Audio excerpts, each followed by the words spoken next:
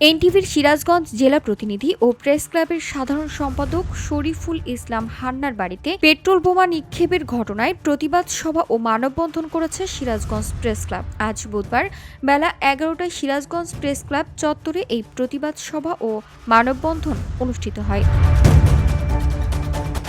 প্রতিবাদ সভায় বক্তব্য রাখেন সিরাজগঞ্জ প্রেস ক্লাবের সভাপতি হারুনুর রশিদ খান হাসান, দপ্তর সম্পাদক এনামুল হক সহ অন্যান্যরা।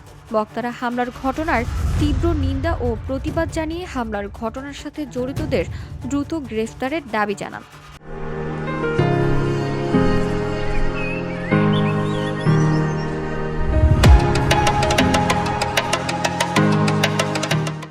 জানা গেছে, রাত 9টার দিকে একটি মোটরসাইকেলে করে 3 যুবক তার বাড়ির সামনে আসে এবং দুটি পেট্রোল বোমা নিক্ষেপ করে পালিয়ে যায়। পেট্রোল বোমার বিস্ফোরণে বাড়িতে আগুন লাগলে পরিবারের সদস্যদের মধ্যে আতঙ্ক ছড়িয়ে পড়ে।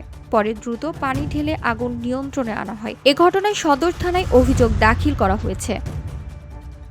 মানববন্ধনে উপস্থিত ছিলেন সিরাজগঞ্জ প্রেস ক্লাবের কার্যনির্বাহী কমিটির সদস্য বাবু ইসলাম, জাকিরুল ইসলাম শান্টু, হেলাল আহমেদ, শফিক মোহাম্মদ রুমন, সোহাগ হাসান জয় সহ অন্যান্যরা। VOD Bangla news desk.